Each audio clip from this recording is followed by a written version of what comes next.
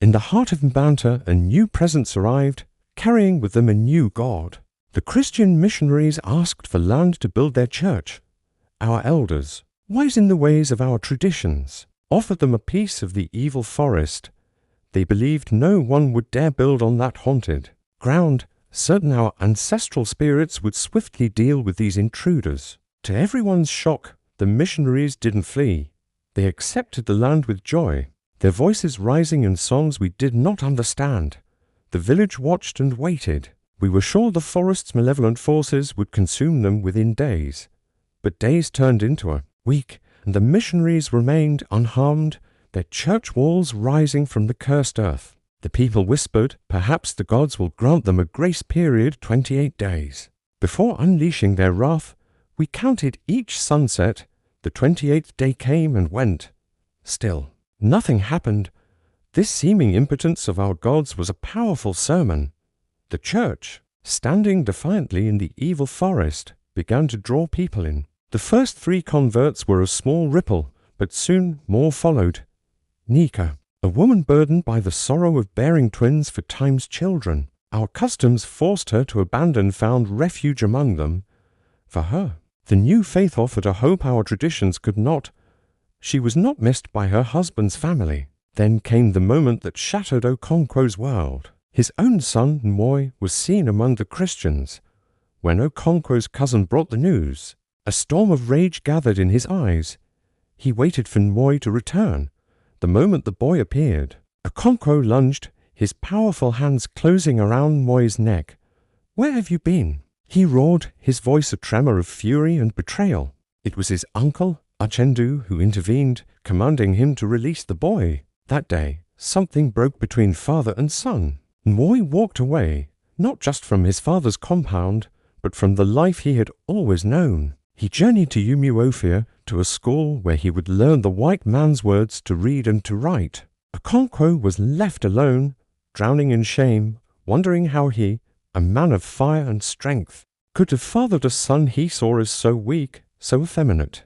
The new church in Mbanta continued to grow, attracting the Afulfu, the men of no title, the ones our society deemed worthless. It gave them a status they could never achieve in the clan. Then one day, the unthinkable happened.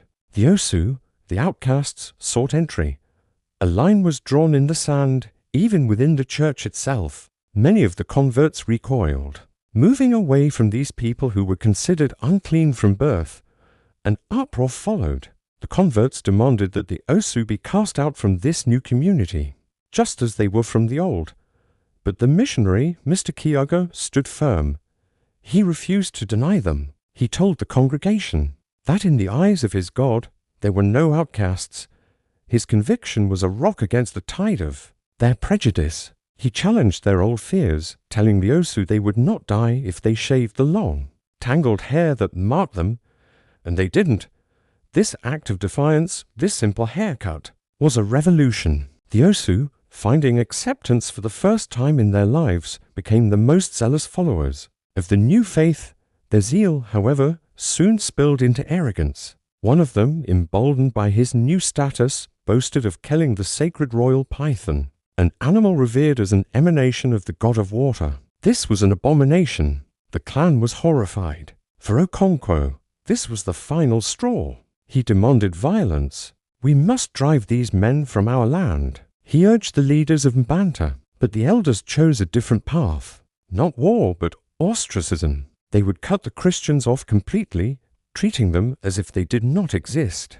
To Okonkwo, this was a woman's response, a sign of weakness that filled him with contempt. Yet, fate intervened. Shortly after the policy of ostracism was declared, the man who had boasted of killing the python fell gravely ill and died. A collective sigh of relief swept through the village. Their gods had not abandoned them after all.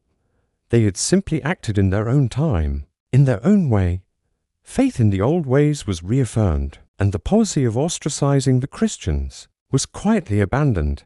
The seasons turned, and the 7th year of Okonkwo's exile came to an end. It was time for him to return to his fatherland, Umofia. But before he left Mbanta, the village of his mother, he was determined to show his gratitude. He threw a magnificent feast, a testament to his wealth and respect for his kinsmen. He spared no expense, yet, beneath the surface of generosity, a quiet bitterness simmered within him. These 7 years, spent among what he considered a soft, unmasculine clan, felt like a waste. He had been denied the chance to build his status in Umofia, the place where a man's strength was truly measured.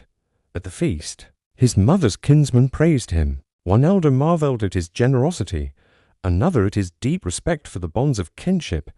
But this elder's speech soon turned somber.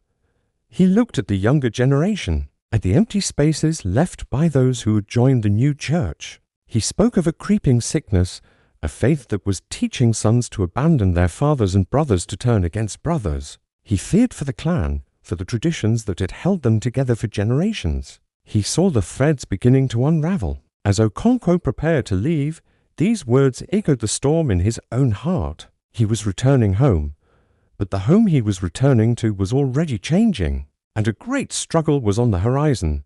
Thank you for watching. If you want to continue this journey through history and culture, don't forget to like this video and subscribe to our channel for more stories like this one.